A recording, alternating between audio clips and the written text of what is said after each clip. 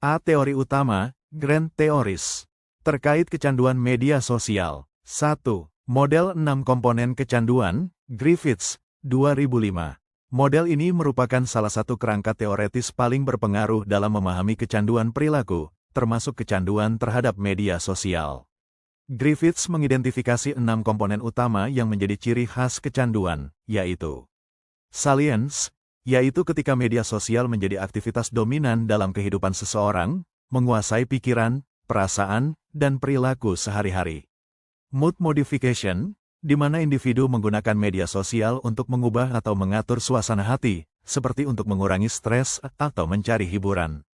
Tolerance, yaitu kecenderungan untuk terus meningkatkan durasi atau intensitas penggunaan media sosial guna mencapai efek yang sama seperti sebelumnya. Withdrawal symptoms, munculnya gejala-gejala psikologis atau fisik yang negatif ketika individu tidak dapat mengakses media sosial, seperti gelisah, cemas, atau mudah marah.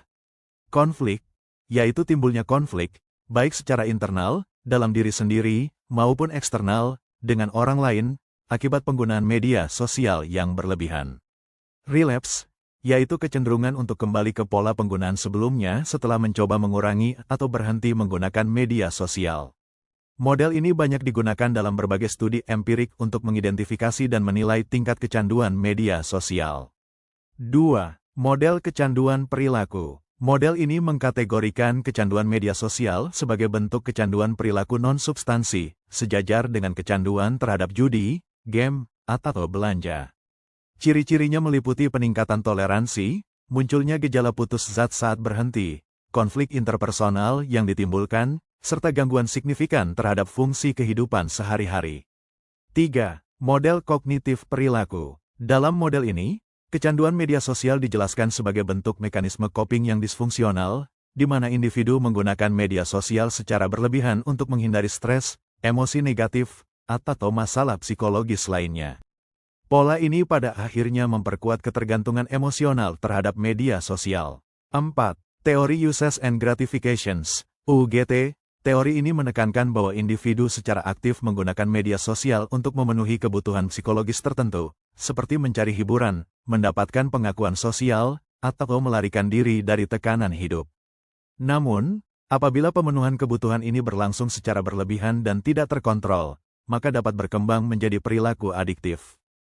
5. Model ketergantungan sistem media, Media System Dependency, MSD. MSD menjelaskan bahwa ketergantungan individu terhadap media meningkat seiring dengan peran media dalam memenuhi kebutuhan penting seperti informasi, hiburan, dan interaksi sosial. Dalam konteks media sosial, ketergantungan ini menjadi lebih signifikan, terutama ketika individu menghadapi situasi ketidakpastian atau krisis, seperti pandemi, konflik sosial, atau stres kehidupan. Definisi kecanduan media sosial. Kecanduan media sosial dapat didefinisikan sebagai kondisi di mana individu menggunakan media sosial secara obsesif dan kompulsif, sehingga mengganggu fungsi-fungsi penting dalam kehidupan sehari-hari. Gangguan ini tercermin dalam dorongan kuat untuk selalu online, kesulitan dalam mengendalikan waktu penggunaan, gejala-gejala putus saat tidak mengakses platform digital, serta kecenderungan untuk mengabaikan tanggung jawab pribadi maupun sosial. Definisi ini konsisten dengan karakteristik umum dari kecanduan perilaku lainnya. C. Penyebab dan faktor risiko.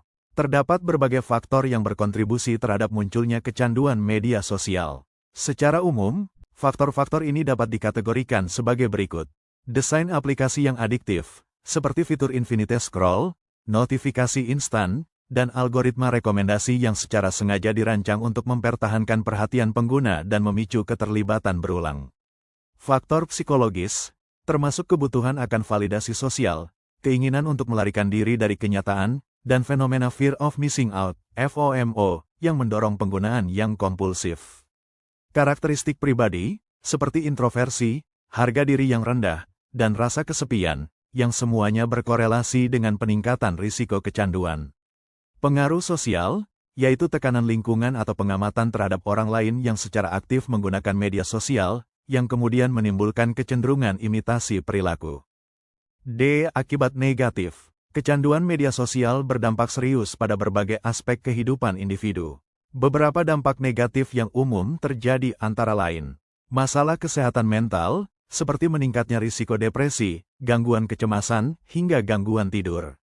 Gangguan fungsi sosial, berupa menurunnya kualitas hubungan interpersonal dan peningkatan isolasi sosial. Penurunan produktivitas, baik dalam konteks pekerjaan maupun akademik, akibat waktu yang berlebihan dihabiskan di media sosial.